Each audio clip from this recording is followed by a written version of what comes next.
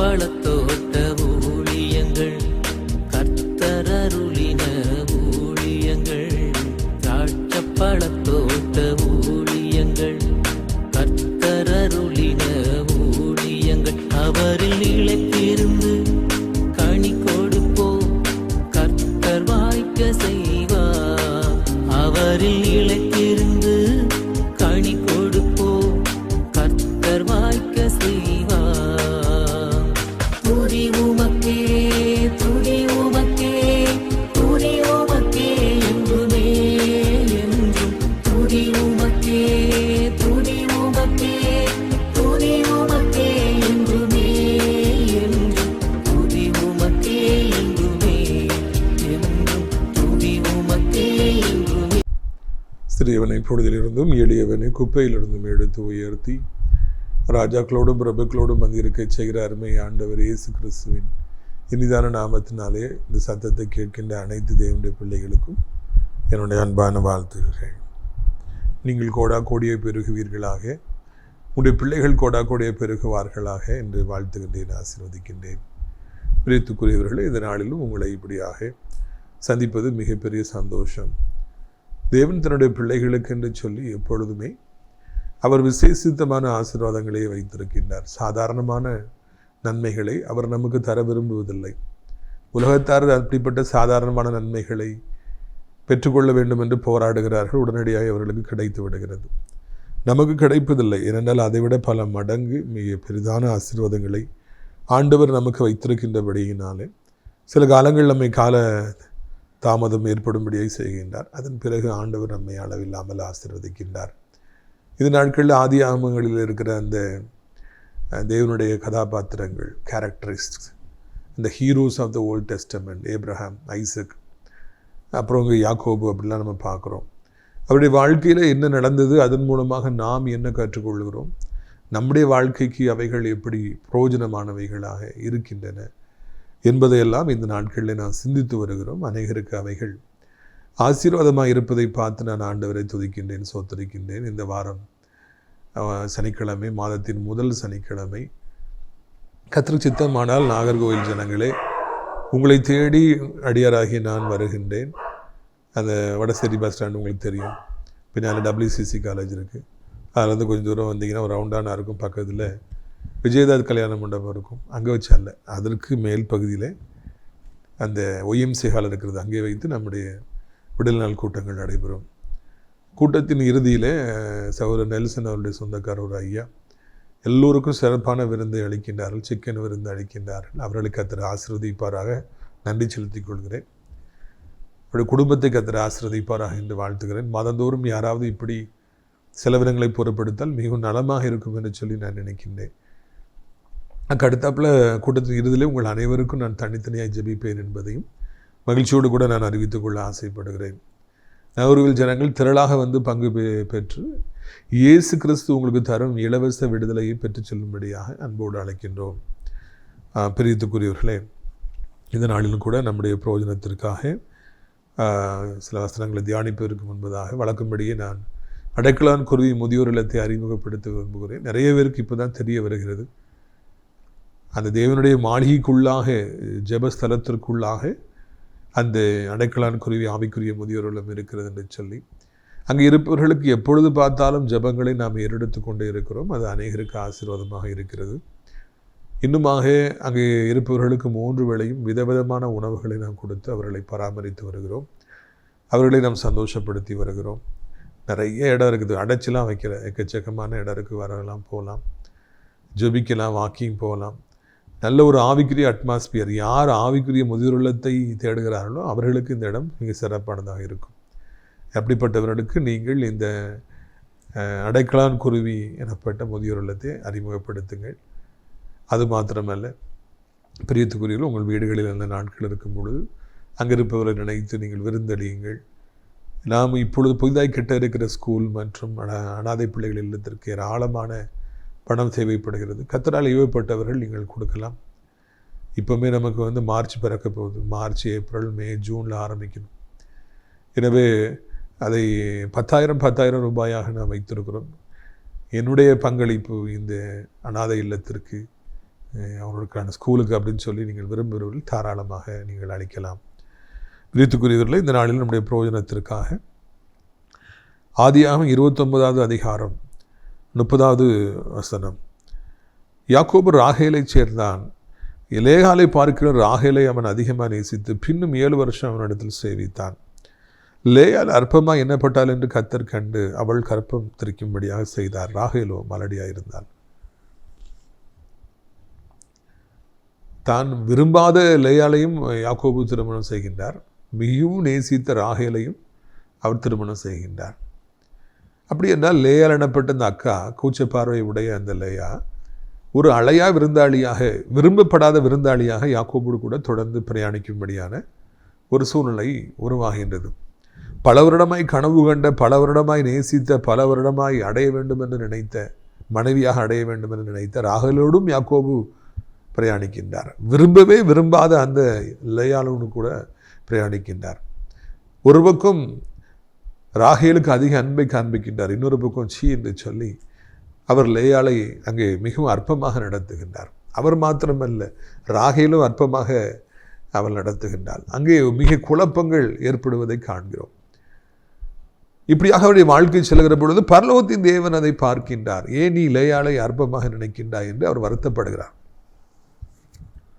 சரி, என்னது எப்படி 1000 காரியங்கள் இருந்தாலும் எனக்கு நீ மனைவியாக வந்து விட்டாய். உங்கள் அப்பா அப்படி ட்ரிக் பண்ணி நீ ஏமாற்றிட்டாரா? இல்லைன்னா நீ என்ன செய்வ? பாவம், நீ உங்கள் அப்பா சொன்னதுனால எனக்கு மனைவி வந்து சேர்ந்துட்டேன். ஓகே, நீயும் வீட்டில் இரு, நான் உன்னையும் நேசிப்பேன், நான் ராகேலை நேசிப்பேன் என்று சொல்லி யாக்கோபு அந்த பெண்ணையுடைய மனது புண்படாதபடி நடந்திருக்கலாம். யாருடைய மனதையும் புண்படுத்த வேண்டும் என்று சொல்லி நான் நினைக்கக்கூடாது. அவள் அழையா விருந்தாளியா வந்திருந்தா கூட அவளை சற்று அன்பாக நடத்தியிருக்கலாம். நான் அற்பமாக நினைக்கிறாங்க, உனக்கு கூச்ச பார்வை, நீ அப்படி வந்து மனைவியை வந்துட்டேன், அற்பமாக பார்க்குறாங்க, அப்படி கேவலமாக பார்க்குறாங்க. ஆனால் ராகேலிடத்தில் விழுந்து விழுந்து அவர் அன்பு காண்பிக்கின்றார். பல வருட கனவு நனவாகி இருக்கிறது. ராகேலிடத்தில் உயிரை வைத்திருக்கிறார். இதை தேவன் வானத்திலிருந்து பார்க்கின்றார். உடனடியாக ஒரு காரியத்தை செய்கின்றார். அற்பமாக எண்ணப்பட்ட லேயாள் கற்பந்தரிக்கும்படியை செய்கின்றார். மிகவும் நேசிக்கப்பட்ட ராகேலுடைய கற்பத்தை அவர் அடைத்தார் என்று நான் காண்கின்றோம். என்னை மிகவும் பாதிக்கின்ற இடங்கள் பைபிளில் நிறைய இருக்குது. அதில் இதுவும் ஒரு இடம். அற்பமாக எண்ணப்பட்ட உடனே ஆண்டவர் அவருக்கு சப்போர்ட்டாக வரார், லேயாளுக்கு சப்போர்ட்டாக வரார். எப்படி நீ ராகேலை அதிகமாக நேசித்து இவளை அற்பமாக நினைக்கலாம்? உடனே சப்போர்ட்டுக்கு ஆண்டவர் வராரு. நல்லா கவனிக்கணும், லாபான்னு வரல, அப்பா வரல, இல்லைன்னா அங்கேருந்து அவங்க அப்பா ஈசாக்கு வரல, யார் வரல, ஆண்டவர் வரார். வந்து அவள் கற்பத்தை திறக்கின்றார், அவளை பிள்ளைத்தாய்ச்சி ஆக்குகின்றார். மிகவும் நேசிக்கப்பட்ட ராகேல் கற்பத்தை திறக்கலான் அடைச்சிடுறார். எதிராக காரியங்கள் நடக்கிறது. யாக்கோபு மிகவும் நேசித்த ராகேலுக்கு பிள்ளை இல்லை.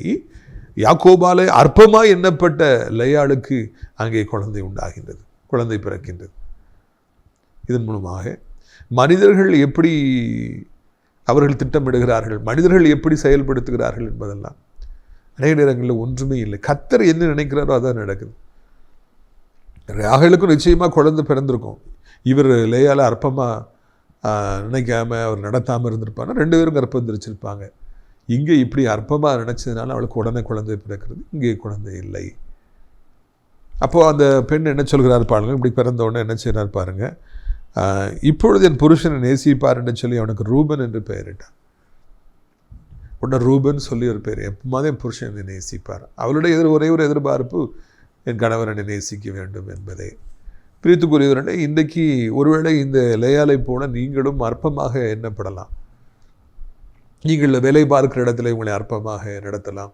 நீங்கள் படிக்க போயிருக்கிற இடத்துல உங்களை அற்பமாக நினைக்கலாம். உங்களுக்கு எல்லோரையும் போல பணம் இல்லாமல் இருக்கலாம், எல்லோரையும் போல பின்புலம் பேக்ரவுண்ட் இல்லாமல் இருக்கலாம், எல்லாரையும் போல நீங்கள் அழகில்லாதவர்களாக இருக்கலாம், உங்களை விட தகுதி வாய்ந்தவர்கள், உங்களை விட பலமுள்ளவர்கள் கூட படிக்கலாம், வேலை பார்க்கலாம். உங்கள் தெருவில் உங்கள் வீடு மாற்றம் சாதாரணமாக இருக்கலாம், மிச்ச வீடுகள்லாம் பெரிய வீடுகளாக இருக்கலாம், இல்லை எல்லாருக்கும் சொந்த வீடாக இருக்கலாம், நீங்கள் வாடகை வீட்டில் கூடியிருக்கலாம், உங்களுக்கு அப்பா இல்லாமல் இருக்கலாம், இல்லைன்னா இருந்தும் பிரயோஜனம் இல்லாமல் இருக்கலாம், ஏனைய பிள்ளைகளுக்கு நல்ல அப்பா இருக்கலாம், இல்லைன்னா உங்கள் கணவர் நல்ல ஸ்ட்ராங்கான கணவராக இல்லாமல் பக்கத்தில் இருக்கவங்க எல்லாருக்கும் நல்ல கணவராக அவங்க கூட இருக்கிறவங்களாக இருக்கலாம். இது நிமித்தமாக நீங்கள் மிகவும் சோர்ந்து போயிருப்பீர்கள் என்றால், உங்களை அற்பமாய் நடத்துவார்கள் என்றால், கர்த்தர் உங்களுக்கு ரூபனை தருவார் என்பதை நீங்கள் மறந்து விடாதீர்கள். எப்பொழுது நீங்கள் அற்பமாய் நடத்தப்பட ஆரம்பிக்கின்றீர்களோ, எப்பொழுது உங்களை கேவலமாய் மக்கள் பார்க்க ஆரம்பிக்கிறாங்களோ, அப்பவுமே ஆண்டவர் உங்களுக்கு சப்போர்ட்டாக வந்துடுறார். நீங்கள் கர்த்தருடைய பிள்ளையாக இருப்பீங்கன்னா. அது மாத்திரமல்ல, உங்களுக்கு ரூபனை கொடுக்கின்றார், உங்களுக்கு விசேஷித்தமான ஆசீர்வாதங்களை கொடுக்கின்றார். நீ யார் என்னுடைய பிள்ளை அற்பமாக பார்க்க? நான் தெரிந்து கொண்ட பிள்ளையை, நான் தெரிந்து கொண்ட என்னுடைய ஊழியக்காரனை அற்பமாய் பார்க்க நீ யார் என்று சொல்லி ஆண்டவர் அங்கே கோபத்தோடு வருகிறார். உங்களை ஆசீர்வதிக்கிறார். யார் பெரிய ஆட்களாக எண்ணப்படுகிறார்களோ, சமுதாயத்தின் பார்வையிலே, உலகத்தின் பார்வையிலே, இல்லைன்னா ஆசிரியர்களுடைய பார்வையில், இல்லைன்னா மக்களுடைய பார்வையில் யார் பெரிதாய் எண்ணப்படுகிறார்களோ அவர்களை கர்த்தர் மட்டம் தட்டுகின்றார், அவர்களை அடிக்கின்றார், அவர்களுக்கு நன்மைகளை அவர் தடுக்கின்றார். இது நிமித்தமாக ஆண்டவர் உங்களோடு இருக்கிறார் என்கிற அந்த செய்தி எல்லாருக்கும் பரவ ஆரம்பிக்கின்றது. எந்த கண்கள் உங்களை அற்பமாய் பார்க்கின்றதோ அந்த கண்களை உங்களை கண்டு ஆச்சரியப்படும்படியாக தேவன் செய்கின்றார். இங்கே லேயால் அது வரைக்கும் பிள்ளை பூச்சி மாதிரி இருந்திருப்பாங்க, அது வரைக்கும் அமைதியாக இருந்திருப்பாங்க. ஆனால் இப்போ தலை நிமிர்ந்திருப்பாங்க. ஏன்னா அங்கே ஆண்டவர் ரூபனை கொடுத்து விட்டார். இங்கே ராகேலுக்கு குழந்தை இல்லாமல் போகிறது. அதோடு கூட இல்லை பாருங்கள், அதுக்கு பிறகு சிமியோனை ஆண்டவர் கொடுக்குறார். இவனையும் எனக்கு தந்தார் சொல்கிறாங்க. அதுக்கு பிறகு லேவி அப்படின்னு சொல்லி 3வது ஒரு பையன் பிறக்கிறார். 4வது ஒரு குழந்தை பிறக்குது. 4வது ஒரு 3 பையங்களை ஆண்டவர் கொடுத்துட்டார். 4வதாக ஒரு பையன் பிறக்கின்றான். அவனை கர்த்தரை துதிப்பே என்று சொல்லி யூதா என்று பெயரிட்டார் என்று சொல்லி காண்கின்றோம். இங்கே ராகேலுக்கு இன்னும் ஸ்கோர் ஆரம்பிக்கவே இல்லை, 0ல் இருக்காங்க. ஆனால் இங்கே 1, 2, 3, 4 என்று கர்த்தர் வரிசையாக குழந்தைகள் கொடுக்கின்றார். அதுவும் ஆண் பிள்ளைகளை 4 கோத்திரங்களை ஆண்டவர் கொடுத்தார் என்று நாம் காண்கின்றோம். தேவன் கொடுக்கிற பொழுது அள்ளி அள்ளி கொடுப்பார், கொடுத்து கொண்டே இருப்பார் என்பதற்கு இது அடையாளமாக இருக்கின்றது. தேவனுடைய வேலை வராமல் போகின்ற பொழுது ஒன்று நடக்காது என்பதற்கு ராகேலுடைய வாழ்க்கை இங்கு அடையாளமாக இருக்கிறது. விரித்துக்கிற 4 பிள்ளைகளை குறைந்த காலகட்டத்தில் அங்கே வெற்றிகரமாக அங்கே லேயால் பெற்றெடுத்தாள் என்று சொல்லி காண்கின்றோம். 3 குழந்தைகளை பெற்றுக்கொள்ளும் பொழுதும் அவள் தன் கணவன் நேசிப்பான் என்கிற அந்த கண்ணோட்டத்திலே பெயரிடுகின்றார்கள். ஆனால் கணவன் நேசிப்பது போல் தெரியவில்லை. ஆனால் 4வதாக ஆண்டவர் அங்கே குழந்தையை கொடுக்கிற பொழுது, இப்பொழுது கணவனை குறித்து கவலைப்படாதபடிக்கு நான் கர்த்தரை துதிப்பேன் என்று யூதா என்றவர்களுக்கு பெயரிட்டார்கள் என்று காண்கிறோம். யூதா என்றால் கர்த்தரை துதிப்பேன் என்று அர்த்தம். இந்த யூதா கோத்திரத்தில் தான் ஆண்டவர் பிறந்தார். ராகேலுக்கு பிறந்த பிள்ளைகள் மூலமாக ஆண்டவருடைய வருகை வரல. அந்த கோத்திரத்தில் ஆண்டவர் பிறக்கலை, யூதா கோத்திரத்தில் தான் ஆண்டவர் பிறந்தார். அப்படி என்றால் ஒருவேளை யாக்கோபு யாரை திருமணம் செய்ய வேண்டும் என்று யோசிக்கிற பொழுது ஆண்டவர் ஒருவேளை லேயாளை அவருக்கு நியமித்திருக்கலாம். ஆனால் யாக்கோபு அங்கே ராகேலை தெரிந்து கொண்டார். ராகேல் மூலமாக ஆண்டவருடைய கோத்திரம் அங்கே வரலை. ஆனால் தெரிந்து கொண்ட கோத்திரம் யூதா கோத்திரம் தான், லேயால் மூலமாக பிறந்த பிள்ளை தான். இதைத்தான் நாம் வரலாறிலே நாம் நினைவு கூற வேண்டும் என்று சொல்லி அழைக்கப்படுகிறோம். கர்த்தரை துதித்தார்கள். வேற பிள்ளைகளை பெக்கும் போல என் புருஷன் இப்போ நேசிப்பான் அப்படிங்கிற மாதிரி எண்ணங்களோடு அவங்க இருந்தாங்க. ஆனால் இந்த பிள்ளைக்கு யூதா கர்த்தரை நான் துதிப்பேன். இதுதான் யூத கோத்திரம். இந்த உலகத்தையே இன்றைக்கு ஆட்டி படைக்கிற யூத கோத்திரம் அதில் தான் பிறகு. பிரியத்துக்குரியவர், நீங்கள் கர்த்தரை துதியுங்கள். மனிதர்கள் உங்களை நேசிக்க வேண்டும் என்று சொல்லி அதிகமாக ஆசைப்படுவதை விட ஆண்டவரை நீங்கள் துதியுங்கள். அதுதான் ரொம்ப முக்கியமான ஒரு காரியம். மனிதர்கள் இன்னைக்கு உங்களை நேசிக்கலாம், நாளைக்கு வெறுக்கலாம். மனிதர்கள் உங்களை ஒரு அற்பமான ஒரு மனுஷியாக எண்ணலாம், உங்களை குறித்து கேவலமாக பேசிக்கிட்டே தெரியலாம், உங்களை அழிக்கிறதே அவங்க வேலையாக வச்சுருக்கு. எதுவும் எப்படி இருக்கட்டும், இந்த உலகம் எப்படி வேண்டும் என்றாலும் உங்களை நடத்தட்டும், இந்த உலகம் எவ்வளோ வேண்டும் என்றாலும் உங்களை வெறுக்கட்டும், இந்த உலகத்தில் எந்த ஒரு நன்மையும் உங்களுக்கு கிடைக்காமல் இருக்கட்டும், நீங்கள் கர்த்தரை துதியுங்கள். யூதா கர்த்தரை துதிப்பேன், நான் கர்த்தரை துதிப்பேன் என்று சொல்லி கர்த்தரை துதித்து கொண்டே இருங்கள். அப்பொழுது அவர் உங்களிலே அதிகமாய் பிரியப்படுவார் என்பதை நீங்கள் மறந்து விடாதிருங்கள். நம்முடைய வாழ்க்கையில் நாம் ஜீவன் இருக்கிற மட்டும் நம்முடைய ஆண்டவரை துதிக்க வேண்டும், மனதார துதிக்க வேண்டும். ஒன்றுமில்லாத என்னை இவ்வளவு உயரத்தில் கொண்டு வந்து வைத்தீரே, ஆண்டவர் தகுதியில்லாத என்னை இவ்வளவு தூரம் ஆசீர்வதித்து கொண்டு வந்திருக்கிறீரே, நான் எம்மாத்திரம் உமக்கு ஸ்தோத்திரம். ஒரு நாளைக்கு 1000 அல்ல 10,000 அல்ல துதித்து கொண்டே இருங்க. ஆண்டவருக்கு ஸ்தோத்திர பலிகளை செலுத்தி கொண்டே இருங்க. ஒவ்வொரு காரியத்திற்காக சாப்பாடு வைக்கப்படுகிற பொழுது ஆண்டவரை துதியுங்கள். சாப்பிட்டு முடித்தவொன்னு ஆண்டவரை துதியுங்கள். ஆண்டவரே ஸ்தோத்திரம். எத்தனையோ பேருக்கு உணவில்லாமல் இருக்கும் பொழுது எனக்கு நீங்கள் கொடுத்துருக்கீங்களே நன்றி. எத்தனை பேருக்கு வீடு இல்லாமல் இந்த பிளாட்ஃபார்மில் தங்கும் பொழுது இவ்வளோ பெரிய வீட்டை கொடுத்துருக்கீங்களே நன்றி. ஒரு நாளில் எவ்வளோ கஷ்டப்பட்டேன், இன்றைக்கி எவ்வளோ என்னை ஆசீர்வச்சிருக்கிறீங்க. ஒரு நாளில் என்னை யாருக்குமே தெரியாமல் இருந்தது, இப்போது சமுதாயத்தின் மத்தியில் என்னை எவ்வளோ உயர்த்தி வைத்திருக்கிறீங்க என்று சொல்லி நீங்கள் ஆண்டவரை துதிப்பீர்கள் என்றால் அது எவ்வளவு நலமாக இருக்கும் என்பதை உங்களுக்கு நான் நினைவூட்டும்படியாக விரும்புகிறேன். பிரியத்துக்குரியவர்களே, கர்த்தரை துதிப்பேன் என்று சொல்லி அங்கே லேயால் ஆண்டவரை துதித்தார்கள். அதாவது அந்த கோத்திரம், அந்த யூதாங்கிற பிள்ளைக்கு பிறந்த அந்த வழியில் தான் ஆண்டவர் இயேசு கிறிஸ்து வந்தார், தாவீது வந்தார், சாலமோன் ராஜா வந்தார் என்பதை மறக்கக்கூடாது. அடுத்தாப்புல ஒரு வசனத்தை நான் வாசிக்கிறேன் பாருங்கள். அது 30ஆம் அதிகாரம் 35 கடைசியில் பார்க்குறோம். பிற்பாடு அவளுக்கு பிள்ளை பேர் நின்று போயிடுச்சு. பிற்பாடு அவளுக்கு பிள்ளை பேர் இல்லாமல் போயிடுச்சு. 4 குழந்தைகளை கர்த்தர் கொடுத்து அந்த லேயாலை அதிகமாக ஆசீர்வதித்தார். ஆனால் ராகேலுக்கு இன்னும் குழந்தையே பிறக்கவில்லை. மிகவும் அதிகமாக நேசிக்கப்பட்ட ராகேலுக்கு குழந்தையே இல்லை. பிரியத்துக்குரியவர்களே, இந்த பேலன்ஸ் அங்கே இருந்திருப்புனா கண்டிப்பாக இருவருக்கும் குழந்தை பிறந்திருக்கும். பேலன்ஸ் இல்லாமல் போன ஒன்று தான் ஆண்டவர் அங்கே செயல்பட வேண்டிய சூழ்நிலை வந்துவிட்டது. பாருங்கள், 30வது அதிகாரம் ஆதியாகமம் 1ஆம் வசனம். ராகேல் தான் யாக்கோபுக்கு பிள்ளைகளை பெறாததை கண்டு தன் சகோதரியின் மேல் பொறாமை கொண்டு யாக்கோபை நோக்கி, எனக்கு பிள்ளை கொடும், இல்லாவிட்டால் நான் சாகிறேன் என்றார். அப்பொழுது யாக்கோபு ராகேலின் மேல் கோபம் கொண்டு, தேவனுள்ள உன் கற்பத்தை அடைத்திருக்கிறார், நான் தேவனா என்றார். பார்த்தீங்களா, அங்கே பொறாமை அதிகரிக்கிறது. ராகேலுக்கு தாங்க முடியல. அங்கே தனக்கு குழந்தையே இல்லை, அங்கே அக்காளுக்கு குழந்தை பிறந்துகிட்டே இருக்கணும்னு அது அவளுக்கு மிக அதிகமான மன உளைச்சலை தருகிறது. அவள் சாதாரண ஒரு பெண் தானே, ஒரு பலகீனமான பாண்டம் தானே. அப்பொழுது அவளுடைய உள்ளம் துடிக்கிறது. அங்கே அவள் ஆண்டவரிடத்தில் முறையிட்டாள் என்று நான் வாசிக்கவில்லை. கர்த்தரிடத்தில் போய் ஏன் இப்படி செய்து விட்டீர் என்று கேட்கவில்லை. எனக்கு உதவி செய்ய மாட்டீரா என்று தன்னை தாழ்த்தவில்லை. ஆண்டவருக்கும் அவளுக்கும் அதிகமான தொடர்பு இருந்ததாக நாம் பார்க்க முடியல. அவள் அழகாக இருந்தா, புருஷனுக்கு பிடித்தமானவளாக இருந்தா. ஆனால் ஆண்டவருக்கும் அவளுக்கும் சம்பந்தம் இல்லை. அவள் நேராக ஹஸ்பண்ட்டை போகிறா, புருஷன்ட்ட போகிறா, எனக்கு பிள்ளை கூட இல்லைன்னா நான் செத்துடுவேன் அப்படின்னு சொல்லி அந்த மன பாரத்தினால புருஷனிடத்தில் போய் சண்டை போட்டாள்னு சொல்லி காண்கின்றோம். இன்றைக்கி அநேக பெண்கள் இப்படியாக இருக்கிறாங்க. அவங்களுக்கு வாழ்க்கையில் மன உளைச்சல் வரும் பொழுது, அவங்களுக்கு ஏதோ கவலை வரும் பொழுது ஆண்டவரிடத்தில் போய் முறையிடாதபடி புருஷனிடத்தில் போய் சண்டை போடுறவளாக இருக்காங்க. இது எந்த விதத்தில் எந்த பிரயோஜனத்தையும் கொண்டு வராது, மாறாக வேதனைகளைத்தான் கொண்டு வரும் என்பதை நாம் நினைவிலே கொள்ள வேண்டும். ஒருவேளை மனைவிமார்களை குறித்து மாத்திரம் நான் பேசவில்லை. பிள்ளைகளுக்கு ஏதாவது மன வருத்தம் ஏற்படும் என்றால் ஆண்டவரிடத்தில் போய் தான் நம்ம கேட்கணுமே அன்றி அப்பா அம்மாட்ட வந்து சண்டை போடுறது, கோபம் கொள்வது, அங்கே பிரிவினைகளை ஒரு பிரயோஜனத்தை ஏற்படுத்தாது. சம்பளம் குறைவாக இருக்கலாம், இல்லைன்னா வேலை பார்க்குற இடத்துல நீங்கள் ரொம்ப மோசமாக நடத்தப்படலாம். ஆண்டவர்கிட்ட முறையிடுங்க. ஆண்டவரை இப்படி ஒரு சூழ்நிலை வந்துருக்கு, எனக்கு தாங்க முடியலன்னு சொல்லி சொல்லுங்கள். அப்பொழுது கர்த்தர் உங்களுக்கு உதவி செய்வார். அதை விட்டு மேனேஜர்கிட்ட சண்டை போடுறது, பக்கத்தில் இருக்கவங்கள்ட்ட சண்டை போடுறது ஒன்றும் ஒரு பிரயோஜனத்தையும் கொண்டு வராது. அநேகர் தங்கள் கோபத்தை இந்த உலகத்தில் உள்ள மக்கள் மீது காண்பிக்கின்றார்கள். அநேக ஆசிரியர்கள் வீட்டில் பிரச்சனையோடு வர்றவங்க ஸ்டூடெண்ட்ஸ்ட்டு கோவப்படுறாங்க. நிறைய பேரண்ட்ஸு, பெற்றோர்கள் வேலை பார்க்குற இடத்துல பல பிரச்சனையோடு வருவாங்க, அமைதியாக இருப்பாங்க. வீட்டுக்கு வந்தோன்னா பிள்ளைகள் இடத்துல அந்த கோபத்தை காண்பிப்பார்கள். யார் மீது உள்ள கோபத்தை யார் மீதோ காண்பிக்கின்ற எத்தனையோ பேர்களை காண்கிறோம். இது மிக வேதனைக்குரிய ஒரு காரியம். நம்ம கோபங்களை நம்ம ஆண்டவர்கிட்ட காண்பிப்போம். அவர் நம்முடைய அம்மையப்பனாக, தகப்பன் தாயாக இருக்கிறார். அவர் நம்மை புரிந்து கொள்வார். ஆண்டவரே, எனக்கு தாங்க முடியல, எனக்கு இது ரொம்ப அதிக பாரமாக இருக்கிறது, எனக்கு ஒரு குழந்தையும் இல்லை, எனக்கு இன்னும் வேலை கிடைக்கவில்லை, எனக்கு இன்னமும் ஆண்டவரை வீடு கிடைக்கவில்லை, இன்னும் இந்த சமுதாயத்தில் நிமிர்ந்து நிற்க முடியவில்லை ராஜா. கர்த்தரிடத்தில் நாம் முறையிடுகின்றவர்களாக இருப்போம். அப்பொழுது ஆண்டவர் நம்மை ஆசீர்வதிப்பார். நாம் அதை விட்டு நாம் யாரோ ஒரு இடத்துல போய் நம்முடைய கோபத்தை காண்பிப்போம் என்றால் அது என்ன நியாயமாக இருக்கும்? So don't show your anchor to anybody else.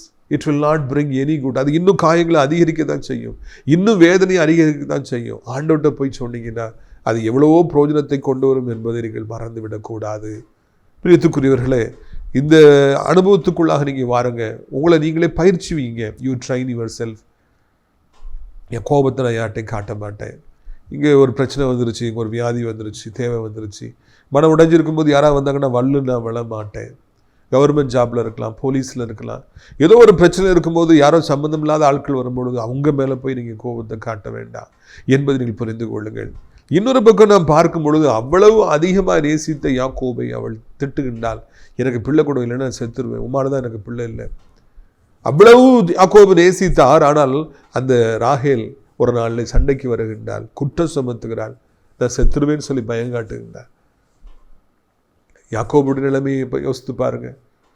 இவ்வளவு காலம் நீ நேசித்தாய், தூக்கி சுமந்தாய், இவ்வளோ காலம் ராகேல் இருந்தா என்ன நடந்தது? ஒன்றும் நடக்கவில்லை. மனிதர்களை அதிகமாய் நேசிக்கிற பொழுது இப்படித்தான் முடியும். யாரை அதிகமாக நேசிக்கிறீங்களோ அவங்க சண்டைக்கு தான் வருவாங்க. உங்கள் அன்பு சில நேரங்கள் அவங்க புரிஞ்சிக்காமல் போயிடுவாங்க. அவங்களுக்காக உயிரே நீங்கள் வச்சுருப்பீங்க, ஆனால் கடைசியில் அவங்க வந்து சண்டைக்கு வருவாங்க. இதுதான் உலகம். ஆண்டவரை அதிகமாக நேசியுங்கள். மனிதர்களை நேசிப்பதை விட ஆண்டவரை அதிகமாக நேசி. அதுதான் நல்லது. மனுஷர்களுக்கு மீது அதிக பாசம் காட்டும் பொழுது யார் மேலே பாசம் காட்டுறீங்க அவங்க உங்கள் மேலே பாய்வாங்க. அவங்களுடைய இயலாமைய கோபத்தை உங்கள் மேலே காமிப்பாங்க. இதுதான் இந்த உலகம் என்பதை நீங்கள் புரிந்து கொள்ள வேண்டும். மனிதர்களை ஒரு காலம் திருப்திப்படுத்த முடியாது. மனிதர்களுக்கு எவ்வளவு அன்பு கொடுத்தாலும் அவர்கள் உங்கள் மீது நம்பிக்கை வைக்க போவதில்லை. அவர்கள் ஒரு நாள் திடீர்னு பாய தான் போகிறாங்க. இதுதான் இந்த வரலாறு நமக்கு சொல்லி காண்பிக்குது என்று சொல்லி காண்கிறோம். பாருங்கள், 2வது வசனம் எப்படியா சொல்லுது, யாக்கோபு ராகேல் மேல் கோபம் கொண்டு தேவனல்ல உன் கற்பத்தை அடைத்திருக்கிறார், நான் தேவனா. யாக்கோபுக்கு நல்ல அறிவு இருக்குது. இந்த பாரு, நான் காரணம் கிடையாது, யாக்கோபுடைய தேவன் என்னுடைய தேவன், அவர் தான் உன் கற்பத்தை அடைச்சிருக்காரு, நான் இதில் ஒன்றும் செய்ய முடியாதுன்னு சொல்லி அவரும் பதிலுக்கு கோவப்பட்டார் என்று காண்கிறோம். ராகேல் மனைவி கோவப்படுறாங்க, ஹஸ்பண்டும் ரொம்ப கோவப்படுறாங்க. 2 பேரும் கோவப்பட்டு என்ன ஆகுது. இவர் பெரிய ஒரு ஆம்பளை, இவர் நல்ல பக்குவப்பட்டவர், கொஞ்சம் பொறுத்து கர்த்தர் உனக்கு தருவார் அப்படின்னு சொல்லியிருக்கலாம். அவரும் கோவப்படுறார். ஸோ இப்போ கோவப்பட்டு ஒருத்தர் வீட்டில் சண்டை போடும்போது நம்ம வந்து பதிலுக்கு கோவப்பட்டோன்னா என்ன ஆகுது, அடிப்படி தான் கொலையில் தான் போய் விடும், உடஞ்சே போயிடும் எல்லா ரிலேஷன்ஷிப். ஒருத்தர் கோவப்படும்போது இன்னொருத்தர் வந்து அமைதியாகிட்டாங்க அப்படின்னாலே அங்கே பிரச்சனை சால்வ் ஆயிடுச்சு. ஒருத்தர் கோவப்பட்டோன்னா பதிலுக்கு நானும் கோவப்படுவேன்னு சொல்லி கோவப்பட்டால் உறவுகளே இருக்காது, நட்பே இருக்காது, இந்த உலகத்தில் எதுவுமே இருக்காது, எல்லாமே உடைந்து போய்விடும். ஒருவர் சினங்கொள்ளும் பொழுது, ஒருவர் அங்கே கொந்தளிக்கிற பொழுது இன்னொருவர் அடங்கி போவது நல்லது, அமைதியாக இருப்பது நல்லது.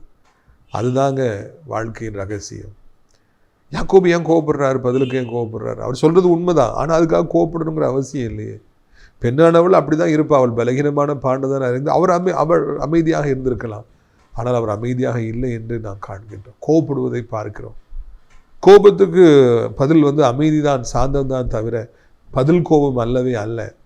இதை நீங்கள் நன்றாக புரிந்து கொள்ளுங்கள். அநேகர் இன்றைக்கு இப்படியாக பதிலுக்கு பதில் கோவப்படுவதை வழக்கமாக வைத்திருப்பதை காண்கிறோம். நீ ஒரு வார்த்தை சொன்னால் நான் 2 வார்த்தை சொல்லுவேன், நான் உனக்கு கடங்காரராக இருக்க மாட்டேன். ஒரு ஆரம்ப காலத்தில் ஸ்கூலில், மெட்ரிகுலேஷன் ஸ்கூலில் வேலை பார்த்தேன். இப்போ ஒரு ஒருத்தர் பையனை ஒன்று சொல்லணும்னா அவன் பதிலுக்கு 2-3 சொன்னான். இப்போ ஏன்டா இப்படி பதில் பேசணுன்னா, நான் கடங்காரராக இருக்க மாட்டேன், 2-3 திருப்பி கொடுப்பேன் அப்படின்னு சொல்லி வச்சோன்னா. சின்ன பையன் 7ஆம் படிக்கிறான், ஒரு ஹுசைன் நினைக்கிறேன், மறந்து போச்சு. 7ஆம் படிக்கும் பொழுது யாராவது திட்டுனா கோவப்பட்டால் நம்ம பதிலுக்கு 2-3 சொல்லி திட்டணும்னு சொல்லி அவன் மனசில் அப்படி வந்திருக்குது. சீத்துக்குரியவர்களே, இதுதான் இந்த உலகம் என்பதை மறந்து விடாதிருங்கள். ஆனால் நாம் தேவனுடைய பிள்ளைகளாக இருப்போம் என்றால் யாரும் கோவப்பட்டாங்கன்னா அப்படியா அமைதியாக போயிடணும். நம்ம வெடித்து செதறக்கூடாது, வார்த்தைகளெல்லாம் நம்ம வந்து கொட்டக்கூடாது என்பதில் நாம் கவனமாக இருக்க வேண்டும். இதற்கு தான் கர்த்தர் அழைக்கின்றார். பிரியத்துக்குரியவர்களே, இந்த அருமையான நாளிலும் கூட இங்கே பதிலுக்கு பதில் யாக்கோபு கோபுற யாக்கோபு அழகாக சொல்கிறார், நான் இல்லை, தேவன் தான் உன் கற்பத்தை அடைச்சிருக்காரு, பார்த்துக்க, என்கிட்ட வந்து கேட்குற, ஆண்டவர்கிட்ட கேளு. அவர் வந்து அதை உண்மையை சொல்கிறாரு, ஆனால் அதுக்கு வழியை அவர் சொல்லலை. நீ ஆண்டவர்கிட்ட போய் கேளு, அவர் உனக்கு குழந்தை தருவாருன்னு சொல்லியிருக்கலாம்ல, சொல்லலை.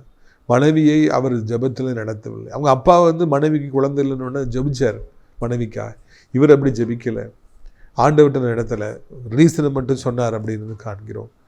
நாம் நம்முடைய வாழ்வில் நம்மோடு கூட பிரயாணிப்பவர்களுக்கு சில நன்மைகள் தடைபடுகிற பொழுது நீ ஜெபம் பண்ணு, நீ உபவாசம் பண்ணு, அப்பொழுது ஆண்டவர் உனக்கு உதவி செய்வார் என்று சொல்லி அவர்களுக்கு நான் நல்ல வார்த்தைகளை சொல்லுவோம் என்றால் மிகவும் நலமாக இருக்கும் என்பதை மறந்துவிடக்கூடாது.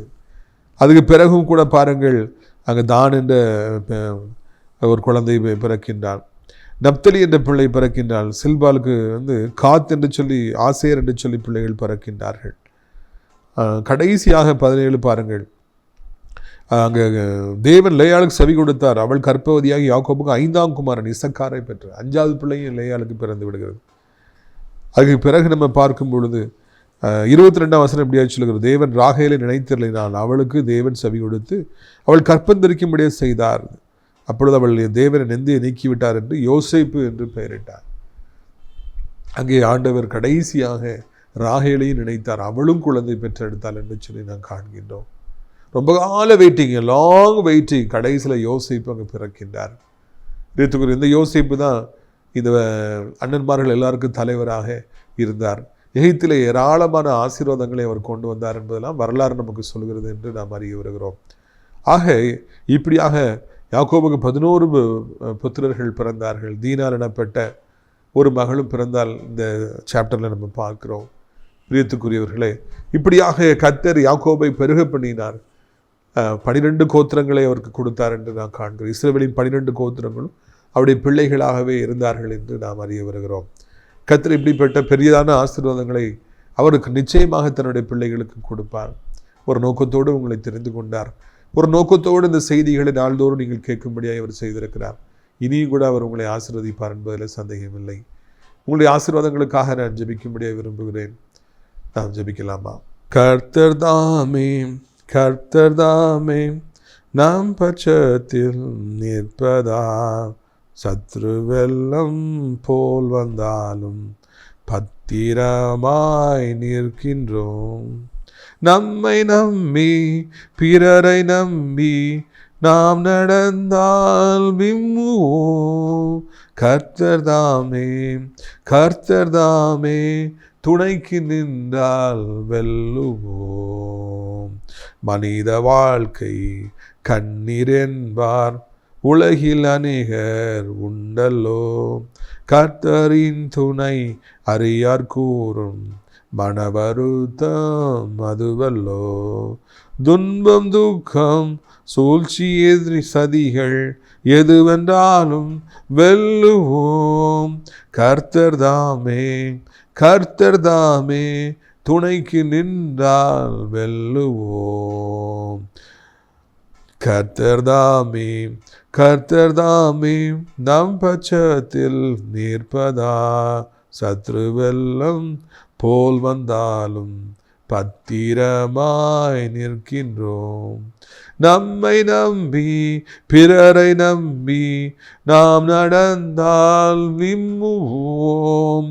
கர்த்தர் தாமே, கர்த்தர் தாமே துணைக்கு நின்றால் வெல்லுவோம். அப்பா பிதாவே, இந்த நாளுக்காக நன்றி செலுத்துகிறோம், சோத்திரம் செலுத்துகிறோம். அப்பா, இந்த அருமையான நாளில் கூட யாக்கோபுடைய வாழ்விலே ஆண்டவரே அந்த லேயால் எவ்வளவு அற்பமாக எண்ணப்பட்டால், ஆனால் கர்த்தர் அவளை நினைத்தீர், அவள் பக்கமாக நின்றீர் என்று சொல்லி நாங்கள் காண்கிறோம். அற்பமாக எண்ணப்படுற பிள்ளைகளுக்காக அதிக பாரத்தோடு இந்த நாளிலே ஆண்டவரே நீர் செய்தியை கொடுத்திருக்கிறீர். அதற்காக நமக்கு சோதனை. யார் அற்பமாக எண்ணப்படுகிறார்களோ ஆண்டவரே, இந்த உலகத்தின் பார்வையில் கேவலமாக எண்ணப்படுற அவர்களை அதிகமாக நேசிக்கிறீர். அவர்களுக்கு மிக பெரிதான ஆசீர்வாதத்தை கொடுக்கிறேன். நமக்கு நன்றி.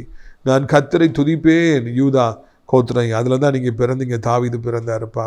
எங்கள் பரம தகப்பனே, எங்களுடைய வாழ்க்கையில் நாங்கள் உண்மை துதிப்பதற்காக அழைக்கப்படுகிறோம். எத்தனை பிரச்சனைகள் போராட்டங்கள் வந்தாலும் அதன் மத்தியில் உண்மை துதிப்பதற்காக எங்களை அழைத்திருக்கிறேன் ராஜா. நாங்கள் உண்மை துதிக்கின்றோமா, நன்றி செலுத்துகிறோமா, உமக்கு நாங்கள் நன்மையாக நன்றியோடு காணப்படுகிறோமா என்பதை கர்த்தாவே நீர் பார்த்து கொண்டே இருக்கிறதற்காக நமக்கு சோத்திரம். வியாதிப்பட்டு உருக்குலைந்து போயிருக்கிற பிள்ளைகளுக்காக, பயத்தோடு நிற்கிற பிள்ளைகளுக்காக, பிழைப்பேனா மாட்டேனா, என் வாழ்வு எங்கு போகிறது என்று சொல்லி கண்ணீரோடு இருக்கிற பிள்ளைகளுக்காக நாங்கள் ஜெபிக்கிறோம். ஒவ்வொருவரையும் தொடுவீராக, ஒவ்வொருவரையும் பலப்படுத்துவீராக, ஒவ்வொருவரையும் ஸ்திரப்படுத்துவீராக ராஜா. என்ன வியாதி இருந்தாலும் இப்பொழுதே மறையும்படியை செய்வீராக. கர்த்தாவே நமக்கு சோத்திரம். பரிபானா சந்தரா நியாகாபாலா கரா. ஆண்டவரே, கட்டிகள் மறையட்டும், புண்கள் மறையட்டும், கிருமிகள் மறையட்டும். ஆண்டவரே, வலி வேதனைகள் மறையட்டும், செயல்படாத அவயங்கள் செயல்படட்டும். என் தகப்பனை, இந்த அருமையான நாளில் கூட எப்படியாவது ஒரு அற்புதத்தை நம்முடைய பிள்ளைகளுக்கு செய்து நீ சந்தோஷப்படுத்த வேண்டும் என்று சொல்லி கெஞ்சுகிறோம். நடக்காத பிள்ளைகள் நடக்கட்டும், பேசாத பிள்ளைகள் பேசட்டும், காது கேட்காத பிள்ளைகள் காது கேட்கட்டும். ஆண்டவரை, நடக்க முடியாத பிள்ளைகள் நடக்கட்டும் ஐயா. உங்களுடைய கண்களில் இறக்கம் கிடைக்கட்டும். மூளை வளர்ச்சி இல்லாத பிள்ளைகளுக்கு மூளை வளர்ச்சியை தாரும். பெற்றோருடைய கண்ணீரை பார்த்திடணும். படிக்கிற பிள்ளைகள் எக்ஸாம் எழுதுனாங்க, கர்த்தர் ஞானத்தினால் நிறையுங்க, புத்தினால் நிறையுங்க, நல்ல மார்க் ஸ்கோர் பண்ண, அதன் மூலமாக எதிர்காலங்கள் கட்டப்பட ஜெபிக்கிறோம். படித்து முடித்து வேலையில்லாத பிள்ளைகளுக்கு நல்ல வேலைகளை தாரும். ஆண்டவர், பிஸ்னஸில் கஷ்டம், நெருக்கம், போட்டி, பொறாமை எனக்கு செய்வினையை வச்சுட்டாங்க, என்ன பண்ணு எனக்கு தெரியல, எல்லாவற்றையும் நான் இழந்து போய் நிற்கிறேனே, எப்படி இந்த பூமியிலே வாழ்வேன், எப்படி இந்த வட்டி கடனை அடைப்பேன் என்று அடங்கியிருக்கிற பிள்ளைகளுக்கு நீங்கள் உதவி செய்யுங்க. யாராலே பணம் இல்லாமல், வருமானம் இல்லாமல் யாராலே வாழ முடியும்? அனைத்து பிள்ளைகளுக்கும் நிரந்தரமான வருமானங்களை ஏற்படுத்தி கொடுக்க வேண்டும் என்று சொல்லி கெஞ்சுகிறோம். ஆசீர்வதிக்க வேண்டும் என்று சொல்லி கெஞ்சுகிறோம். இப்படியே ராஜா, நம்முடைய பிள்ளைகளுக்கு தகப்பனே நீங்கள் உதவி செய்யுங்க. அப்படி கண்ணீரை தொடங்க ஆண்டவரே. வாலிப பிள்ளைகளுக்கு தகப்பனே, மொபைல் அடிமைத்தனங்களின் எல்லா பாவங்களும் விடுதலை தாருங்க. வயதானவர்களை விழுந்து விடாதபடி காத்துக்கொள்ளுங்க. நீண்ட காலமாக நல்ல காரியம் நடக்கலையேன்னு காத்திருக்கிற பிள்ளைகளுக்கு எப்படியாவது ஒரு அற்புதத்தை செய்யுங்க. உலகம் முழுவதும் இருக்கிற அத்தனை நாடுகளையும் அத்தனை மக்களையும் இந்திய நாட்டையும் ஆசீர்வதியும். ஆண்டவர் அனைத்து தேவனுடைய பிள்ளைகளுக்காக, ஆலயங்களுக்காய், திருச்சபைகளுக்காய், ஊழியக்காரர்களுக்காய் ஜெபிக்கிற ஆசீர்வதிங்க. ஆசிரியர் திராட்சைப்பழத்தோட்ட ஊழியங்களை நேசிக்கிறேன். நாள்தோறும் நம்முடைய நிகழ்ச்சிகளை பார்க்கிற, அறிமுகப்படுத்துகிறேன்.